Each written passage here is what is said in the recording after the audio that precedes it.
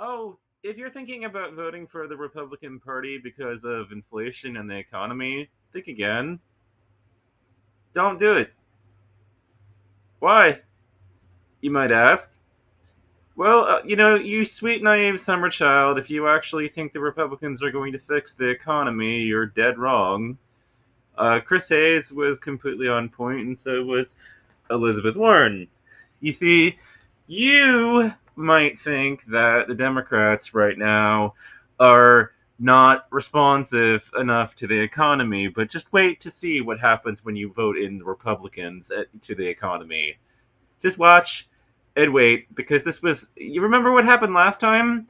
Voters were disillusioned that Obama hadn't done enough, and then they voted in the Republicans, and the Republicans again put us in a precarious situation by using the debt ceiling as a leverage to try to enter leverage negotiations with the Democratic Party in order to try to force unpopular cuts down the throat of the president. And the president didn't do what they wanted and didn't blink first, and we lost our credit rating status, our triple A credit rating status from S&P, from the S&P, as a result of the brinkmanship crisis the Republicans put us through.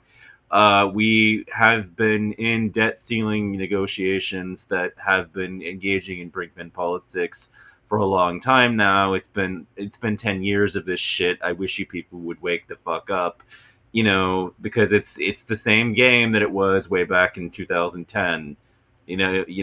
Nothing's changed. They're trying the same shit. By the way, I'll be on the phone with Biden's White House every single day saying, if you do not throw furloughed workers overboard, and refuse to negotiate with these cuts, I will vote for somebody else in 2024 myself. Like, I don't care. I don't care. I am more than willing to throw women, and what remains of the Supreme Court and all of it overboard and hostage to refusing to bow down to the Republicans. So I will do that remorselessly, without any sense of shame, and completely proud of myself in doing it, because I'm not the only one that will be horrifically impacted if Social Security cuts are allowed to get through this, you know, situation. My family as well, and so many millions of other families in this country will be negatively impacted by such an event. My position is not one penny cut from any of them, and I don't care who gets thrown overboard as a consequence to that.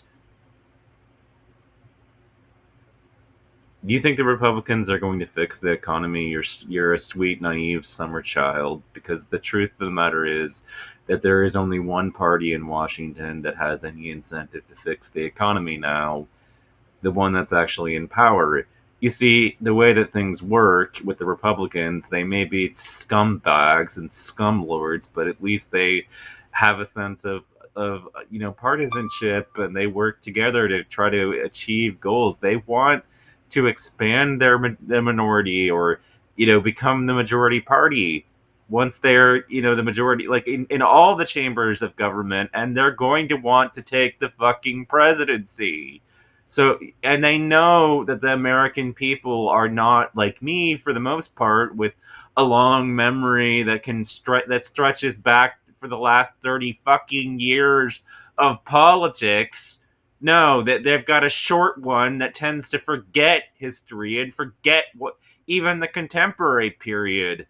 The average voter doesn't remember how shit went down in 2020, in 2010. They only remember the like they only remember like the recent period, like with the past couple of fucking weeks where inflation has been completely out of control. Their perspective is short term, and they know this. They know that the American people can be cajoled and tricked into blaming the White House for what Congress actually did, because they've done it before. Obama shaved by and got reelected on a much smaller majority than he was elected in the first place, because of this stupidity and because of what the Republicans managed to pull off. They met in the caucus room, at restaurant. Like there's a restaurant up there in D.C. that they all went to, and they all applauded to filibuster every single fucking thing that Obama and the Democrats tried to put through. In order to create the perception that there was gridlock in Washington and that it was that bipartisan blame was at root, when in reality Republicans were the ones holding the whole fucking process up. And if you think that they're going to do anything about inflation if they take power, you're a naive bimby. I mean, I'm sorry, but it happens to be true. you, you know, like vote in these cockroaches, and you're gonna see for yourself exactly what I warned you about. What incentive does the Republicans have do the Republicans have to try to fix the state of inflation in this country? They want to take power in 2024. All the moment this election is over, they will start campaigning for the presidency. In 2024. Like, I hate to break it to you, but if you think the Republicans will fix the economy, you're naive.